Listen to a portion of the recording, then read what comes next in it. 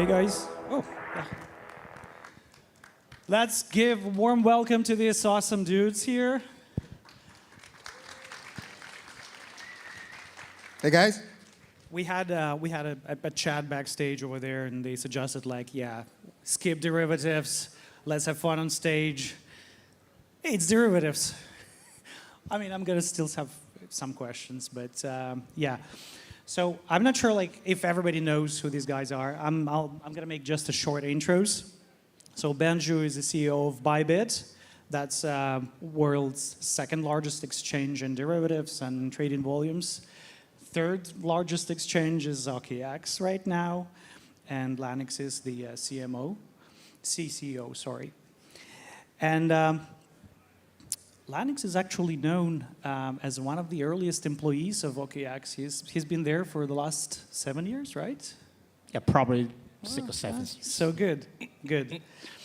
So just touching the topic of derivatives, we know that crypto exchanges always serve as the central counterparty when it comes to derivative trades, mitigating risks, and providing settlement services for the users. Just off the shelf, how is this recent bull market treating you? How is it different from the previous ones? Ben? Okay, I'll start. So let's define the bull market first. I think it's from Q1. Maybe we start to see movement happening in February and March, right? I think, at least from Bybit perspective, we see the mean drive initially was really driven by institutions. There were a lot more institution players coming into the space and drive the price up. And what we see is quite different than the last bull run, is that exchanges like Bybit, OKX, we are very much connected to third-party custodies. And I think third-party custodies is the main theme why institution can have a lot of inflow. We work with Copper and Fireblocks, and a lot of these institutions are using that after the post-FTX thing. So I think number one is infrastructure is ready, as well as the ETF being approved, and we see the price action was led by Coinbase, and then followed by us on a global scale. And then from our perspective, in March, really the retail start to get involved by the meme coins, by all these other tokens. So yeah, this is kind of the general trend we were seeing, yeah. Yeah, I agree. I think that the market participant is actually a bit different. I mean, even the type of institutional that participate in the market is actually quite different than the last round of bull markets. And of course, exchange improved a lot in terms of risk management and also the system resilience. So even there's up and down and volatility in the market, sometimes it's really sharp.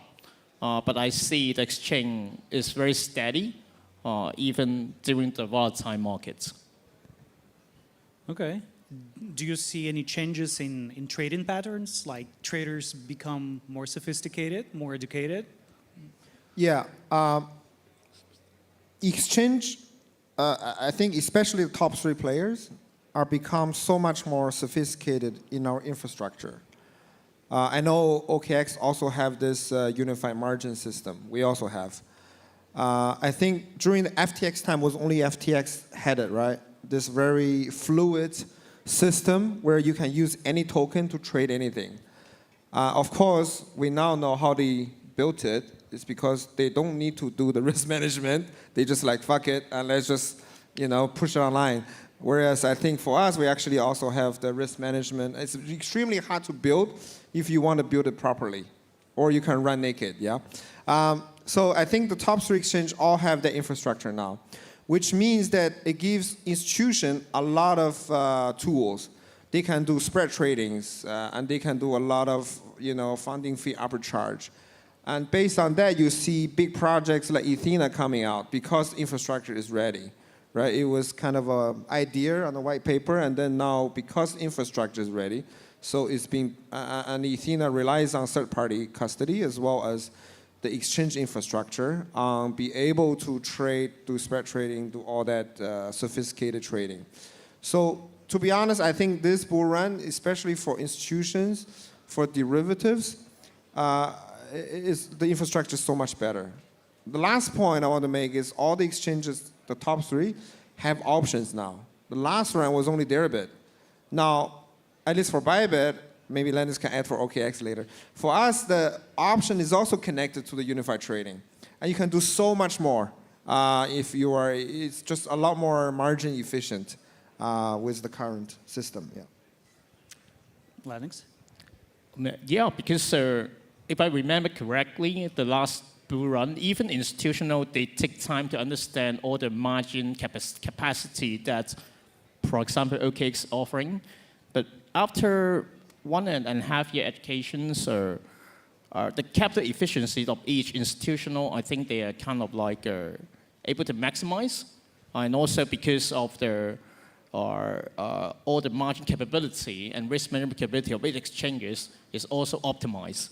So as Ben mentioned, most of exchanges right now got portfolio margin in the account, and also cross margin across all the token. I think that's already sufficiently a very high standard margin capability compared with even traditional exchanges.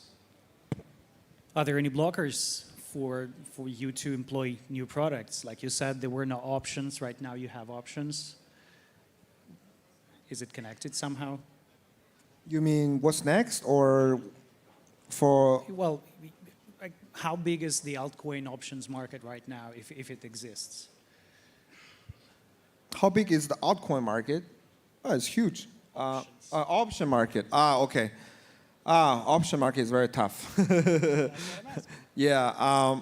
When we first built it, we look at the market. We think there's a future, and I still believe in the option market in crypto will increase dramatically as the global regulations start to strengthen.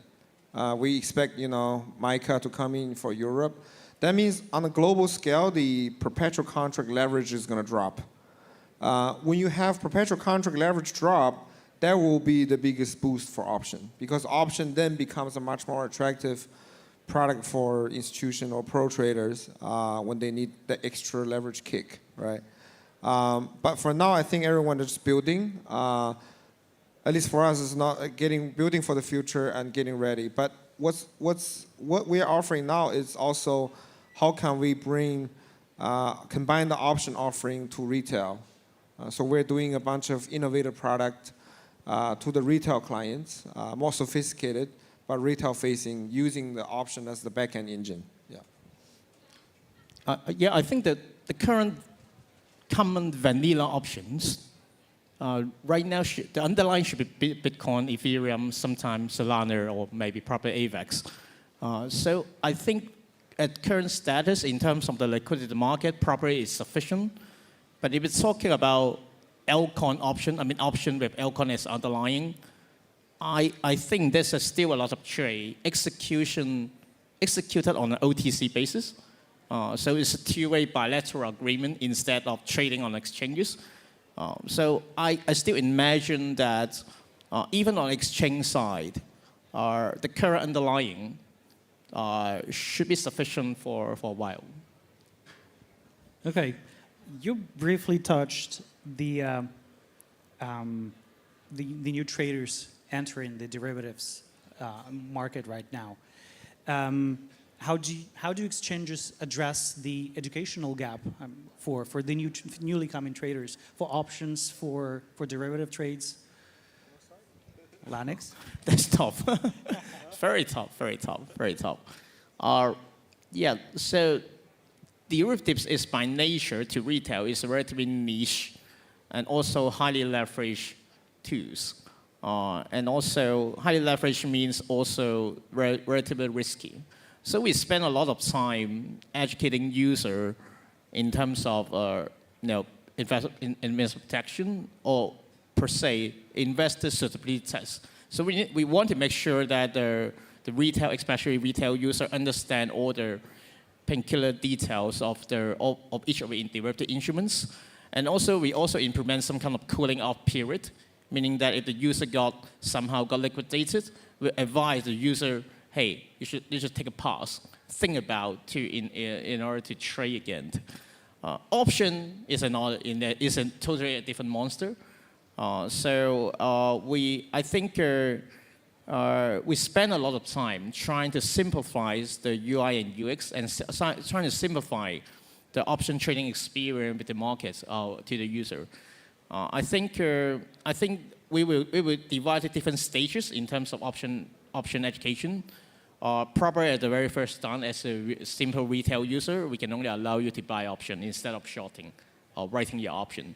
If you're a professional user, sure, you can increase your level of complexity. Ben, you have something? Yeah, I think education is always a long topic. Yeah. Well, I think all the exchanges provide education. And whenever my team, we have this quarterly goal-setting OKR session, and they will come to me like, Ben, this quarter we're going to focus on education, and then I'm always challenging them. Do people need education to learn how to use an iPhone? Do people need education to play a game? I think for us, I'm always trying to push the team because education is such an easy answer to say. It's because education that client don't come to us. And I'm like, bullshit. It's because you build a shit product, and our product is too complicated for retail to understand. So give me solutions that people don't have to learn, and we need to understand that what does the client really want? Client doesn't want the education. Education is the mean to the end. If they want to make money, present them how, and show them a task system, more gamified system to lead them there. So while we work on education, but I think the main focus of us is to make things simple and try to get to clients. Yeah, this is why we are making all these earn product on option to make it easier. Just one click of a button, things are more easier laid out so you can understand. But do you think it's easy now? Huh? Do you think it's easy now?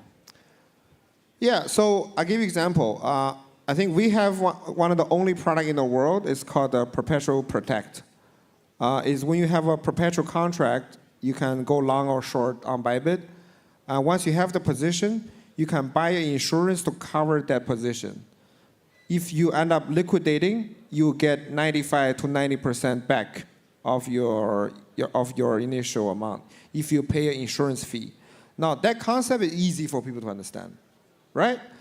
Now, rather than telling them you're buying a put option, all that shit, I'm like, let's make it very easy for people to understand. So that's the kind of thing I'm talking about. And our Purpose Protect is actually a option product behind, yeah. Okay, Lennox, you have something to say here? Actually, I like this product, the insurance, the option-based insurance product based on your position. I think we will educate users based on a structural product perspective, meaning that we're trying to distill option into a fairly easy understand payoff diagram, profit and loss diagram, so people can learn about the yield, learn about their risk at certain very simple parameters without we have a very in-depth understanding of option. But what is behind is actually options. So people engaging is actually binary structural products experience. So how do you see, guys, derivative markets and your role like as a lead in exchanges in the next, 2-3 years? What steps has to be done?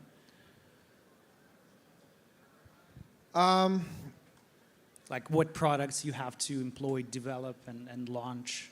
I think towards the end, centralized exchange on derivatives, our biggest strength is our liquidity. Product, all this mechanism is not your competitive edge. People can build it, right? But at the end of the day, why people come to the top exchanges is because the liquidity is there. And actually, it's very difficult to build a institutional grade exchange. And this is why you see the top 3 exchange are very different than other exchange, because the top 3 are the only 3 that is actually institutional grade.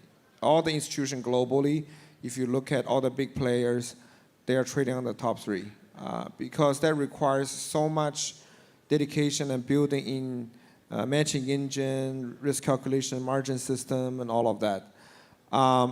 So as time goes on, I think we are going more deeper and deeper in building and shorten the latency, become more and more institutional grade, right?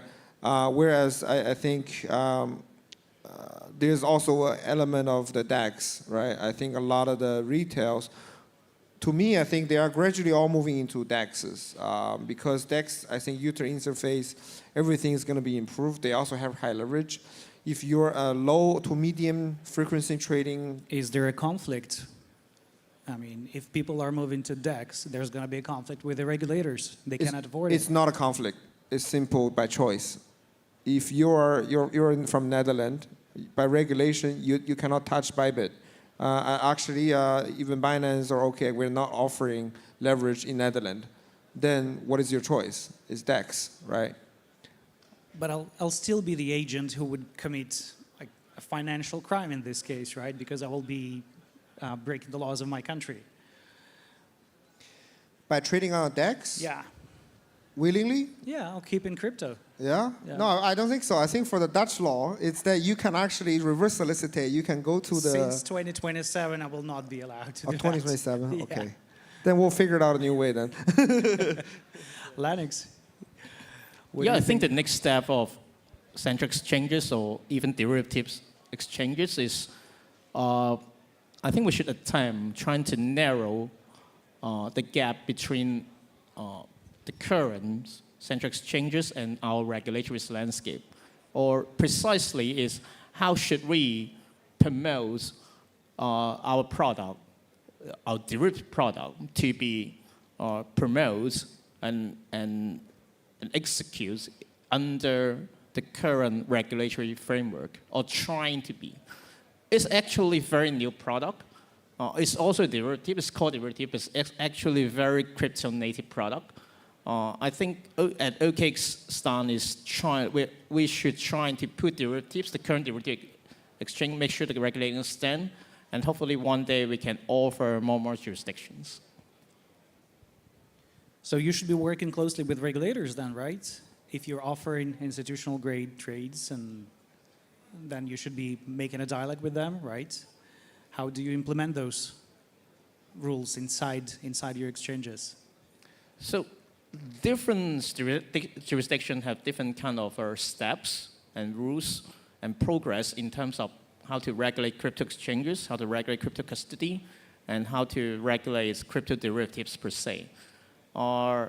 It obviously takes time, but we can see it speed up a lot over the last 1.5 years. So we are cautiously optimistic, and I believe that this perpetual option crypto native process has been operating for so many years. We have a lot of experience, not just from OKX, but all the exchanges, a lot of data, a lot of experience to be shared to regulators to prove that as certain contexts, actually better products than the current derivatives products in TradFi. What do you think, Ben?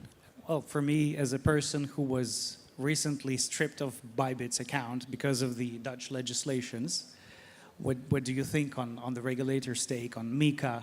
How would it affect you and derivative trading? I mean, I know that you applied for a license in Hong Kong recently, right? But we're also applying for MiCA.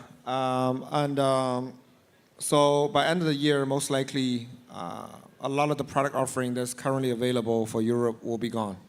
And that's going to be an industrial thing. It's not going to be me. I think OKX is going to do that. Binance is going to do that. Yeah, so this is why you see exchanges are building Web3 products. Actually, I think OKX is leading on that front. We are working together quite a bit on the Web3 initiative. But this is what we can do, is that we clearly see that by end of the year, Europe is gone for the current product offering. How can we help the clients? How can we help you to even continue to explore what Web3 has to offer? So we're focusing on building self-custody wallets. And you can use the self-custody wallet to do pretty much a lot of things that are currently available on Web3. And we become only the wallet and that bridge to guide you there. Yeah. Okay, thank you. Lanix, any closing thoughts? Yeah, I think we are in the middle of transforming central exchanges to the next steps, probably even closer to regulated and traditional spaces. So I think all the major exchanges working on it.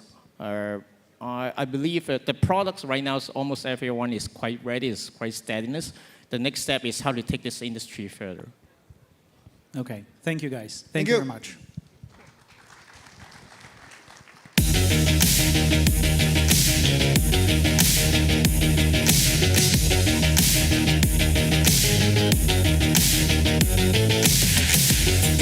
Thank you, thank you, thank you.